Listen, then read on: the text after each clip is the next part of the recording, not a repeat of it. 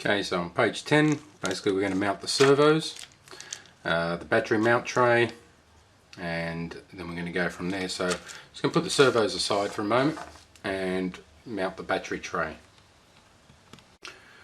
Well, these are still the screws from the previous page, or the previous bag, and that's all we need, plus of course the battery tray itself. Okay, so groove's going to go to the top, like so.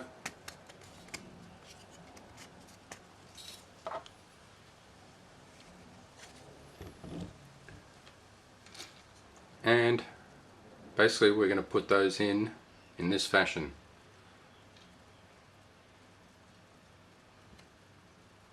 So the long screw goes through the center of that,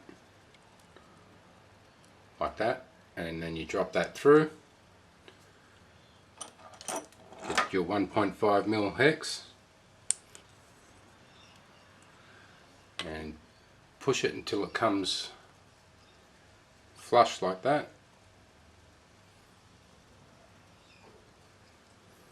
and go ahead and mount it.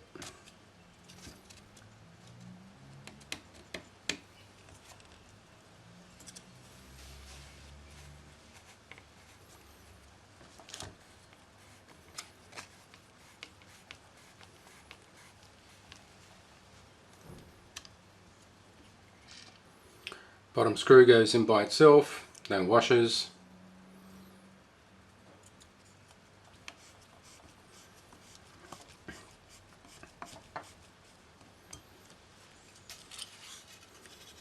And just repeat the process on the other side. Okay, we're going to mount the servos, so you've got to open up HZ6. It's got the servo nuts in there.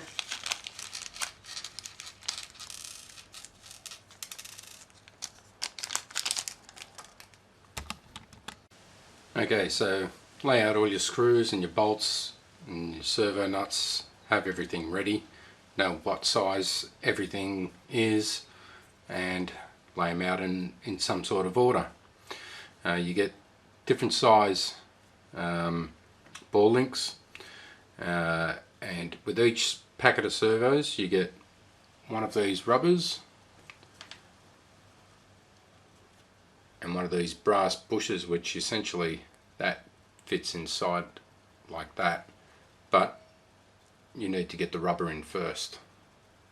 Alright, so I'll show you how you do one of those. No rocket science. Just basically pop it in like that, and then you pass the bush in like so. That's it. So do that for all the servos. Okay, so that's all the servos done. Okay, basically feed your cable up in through the hole.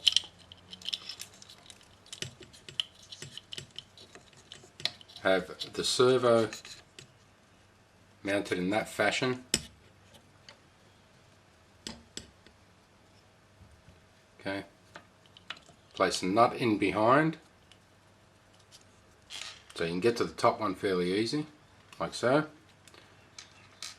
And you need to grab a screw and a washer, place it through, and using your 1.5mm,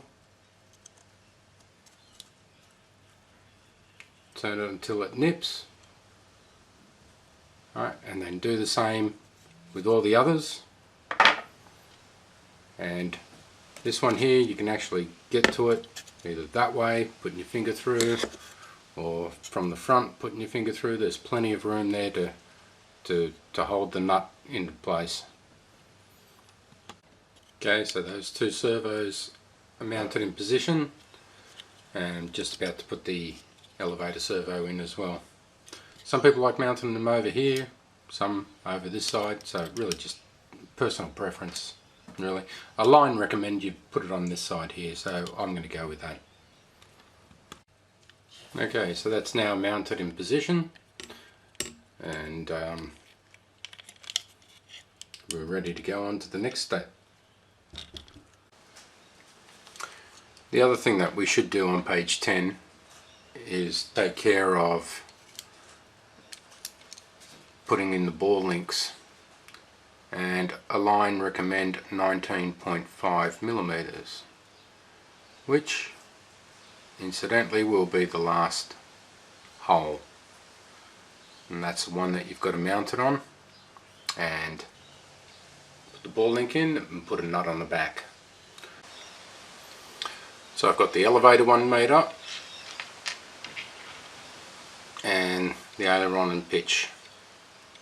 So these both are on the inside, as you can see, and that one's on the outside for the elevator.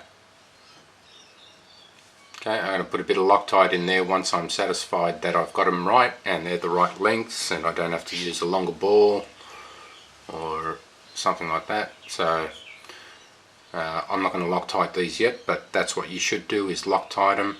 Even put some CA in the thread that goes through here, because it actually bites into the actual plastic. So looking at that straight down the guts there, you can see that that ball is pretty much in the right spot for the elevator.